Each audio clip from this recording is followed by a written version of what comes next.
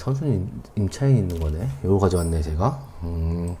사건 번호가 202 타경 47217이고, 평택 거예요. 평택 비전동에 모란 아파트 102동 1201호입니다. 요거고요. 우리 이세진님께서 혹시 입찰가 산정표는 어디서 다운받을 수 있나요? 말씀하셨는데, 저희, 카페 가시면은,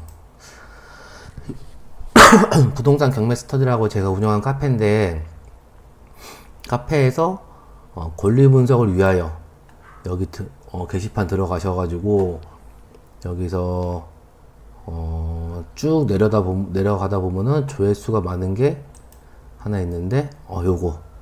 여기에 유튜브 권리 분석을 위하여 구독자 요청 입찰가 산정표. 여기서 다운받으시면 돼요. 근데 항상 매번 말씀드리지만은 굉장히 간단하게 만든 거라서 항목을 하나씩 보시면서 공부해 보시면은 좀 자신감이 생기실 거예요.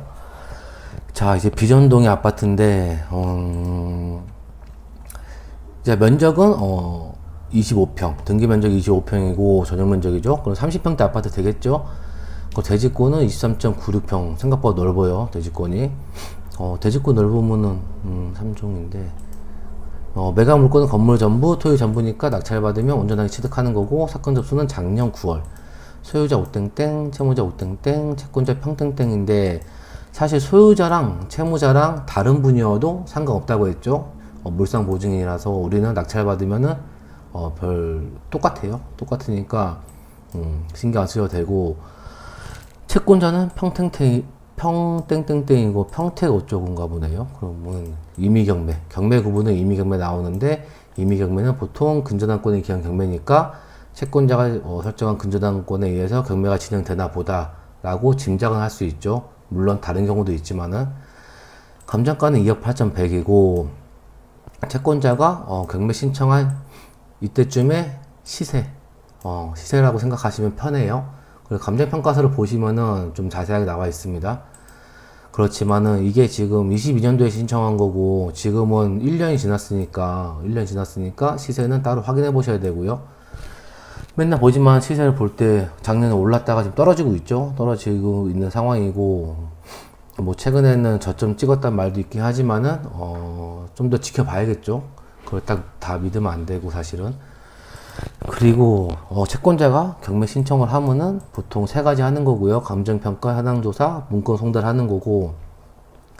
자, 2억 8,100인데 한 번 유찰돼 가지고 1억대예요. 물론 거의 2억에 가까운 1억대고, 그리고 입찰 보증금은 최저가의 10%죠. 이 최저가에 공매는 은비대에서 하는 공매는 내가 입찰가의 10%를 내는 경우가 많고, 입찰가 5% 내는 경우도 있고, 보통 10%고, 경매는 최저가의 10%를 출력이란다.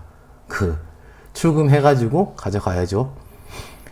자, 잠깐 사진 보면 사진 이렇습니다. 이렇게 층수는 괜찮죠. 층수는 괜찮아 보이고, 문짝 보면은 좀 오래된 것 같죠. 집이. 아파트 전체 봐도 최근에 지은 아파트 아닌 것 같아요. 이렇게 돼 있고, 이따 다시 볼 거니까 평면도는. 그러면 권리사항을 보시면은 등기사항 중에서는 말소기준 권리에 될 수 있는 권리는 근저당, 압류, 가압류, 임의경매 중에 날짜가 제일 빠른 요거죠.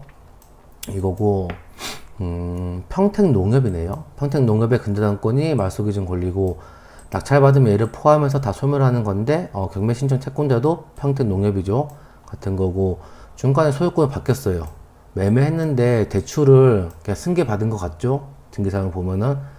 그런데 나중에 1년 뒤에 또 대출 받았네요. 국민은행에서. 이렇게 많이 해줬네, 국민은행이. 채권 최고액 2억 2천 넘게 해줬네요. 신기하다. 압류는 평택시가 돼 있고, 그리고 세무서도 돼 있고, 국민건강보험공단도 돼 있고, 이런 것들은 선순위 임차인이 없으면 뭐 상관없는 건데, 일단은 여기서는 등기사항은 얘를 말소기준 권리를 포함해서 다 소멸하니까 인수하는 게 없어요. 임차인 보수문은 전입일자가 말소기준 권리 날짜보다 빠르면 선순위 임차인인데, 선순위 임차인이죠. 이분은 선순위 임차인은 배당 요구를 하면은 여기 위에 배당 요구 종기 내에 배당 요구를 하면은 이 보증금에 미배당금을 인수하는 거고, 배당 요구를 하지 않으면은 전액 인수예요. 근데 이 선순위 임차인이 있으니까 무섭죠. 무서우니까 입찰을 많이 안 들어올 수도 있어요. 안 들어올 수 있는데, 사실 근데 이게 선순위 임차인이 아닐 거라고 생각하는 게, 요것만 봐도 요렇게 대출 받을 때 이 선순위 임차인 확인하죠. 확인하는데 대출 해줬다는 거는 이분이 임차인이 아닐 가능성이 크다는 거예요. 그러면 현황조사에서 가보면은 조사가 여기는 이 분이 전입되어 있는 분이 세대주래요. 세대주고 임대차 관계 여부는 확인하지 못하였고, 임차인일 경우 배당 요구 종기일까지 권리 신고하라고 안내문을 부착해 두었고, 요렇게 하는데 진정한 임차인인지 아닌지는 확인해 봐야 돼요. 확인해 봐야 되는 거고, 그리고 매각 물권 명세서 봅시다. 매각 물권 명세서. 원래 임차인이 있으면 이거 꼭 보라고 했죠. 물론 그냥 평상시에도 이거 봐야 돼요. 매각 물권 명세서는.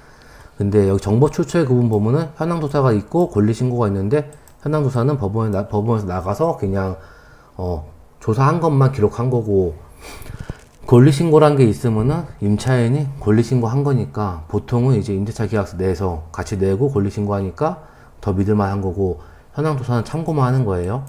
근데 여기 보면은 신청 채권자, 아까 평택 농협이었죠.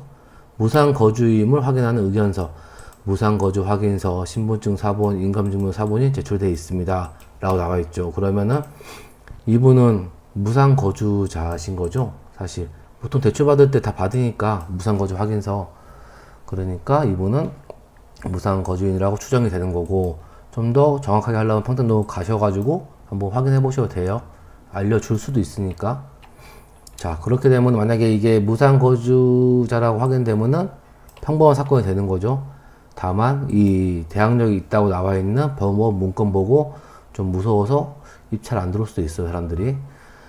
위치를 한번 보면은, 위치가 여기입니다. 여기고 평택 비전동, 평택역에서 쭉 가면은 오른쪽으로 있는 동네고요. 좀 더 키우면은 옆에 용의동이 있고, 옆에 오른쪽에 안성이에요. 안성.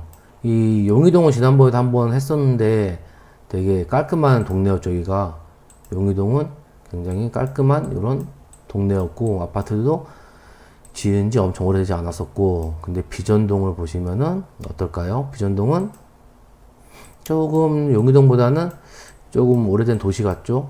도시고, 우리 물건이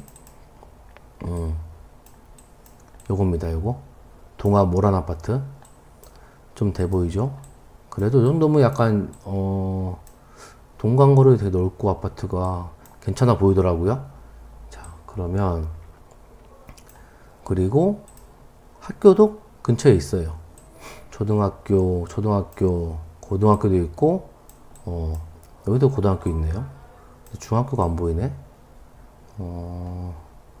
고등학교는 되게 많고, 중학교는 이쪽에 있네요. 이쪽 가야 되나 보다. 이런 지역이고, 요 앞에 평택역. 걸어서 가긴 좀 멀겠죠. 평택역 가려면은 여기 쪽에서 버스가 있으려나? 버스 타고 가야 될 것 같고, 요쪽쯤에 버스가 있을 것 같은데, 그렇습니다. 그럼 한번 실거래가랑 볼게요. 실거래가 보시면 이렇게 단지 정보 가서 우리 면적이 84.91이니까 전용 면적이 84.91 찾아야겠죠. 84.91 찾고 실거래가 보면 올해 사례가 없어요. 2억 4천 올해 사례가 없고, 그러면 호가를 좀 기준 잡으려고 보면은 호가는 있네. 2억 4천부터 2억 8천, 2억 7,500, 2억 6천, 2억 4,500. 5층이니까 호가를 약간 기준으로 잡아야 될 것 같은데, 우리 건 1201호니까 12층이죠. 좀 더 층수가 좀 더 선호하는 층수죠. 그러면은 요거를 한번 보겠습니다.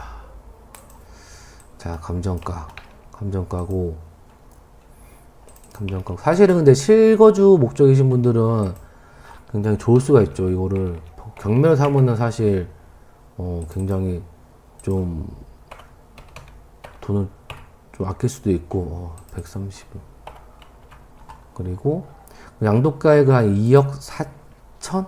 2억 4천, 2억 5천 정도 봐야 되지 않을까요?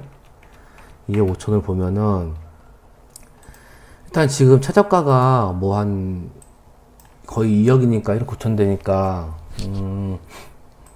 이번에 들어가면은 입찰하면은 낙찰될 가능성이 크겠죠. 물론 2억 4천짜리도 있긴 합니다. 2억 4천짜리도 있으니까 한 2억 1천? 너무 높은가? 2억 1천 정도? 2억 1천 정도 입찰을 하게 되면은 그러면 대출은 70% 나오겠죠. 물론 근데 대출 받을 때 낙찰 받으면은 70%, 80%, 90% 해준다는 분도 되게 많아요. 미스테리님 안녕하세요. 오랜만입니다. 반갑습니다. 그래서 대출은 크게 걱정하지 않으셔도 되는 게 소득이랑 뭐 소득 신용 크게 문제 없다 그러면은 대출 나와요, 대부분. 그리고 주택이 하나 있다고 해도 나옵니다. 한도가 조금 더 낮아질 수도 있긴 하지만은. 그리고 뭐 DSR이 꽉 차 있다 그래도 대출 받을 수 있는 방법이 있죠. 자, 1억 4천짜리 받으면은 금리 4.5% 보고 한 달에 이자가 한 55만 나가고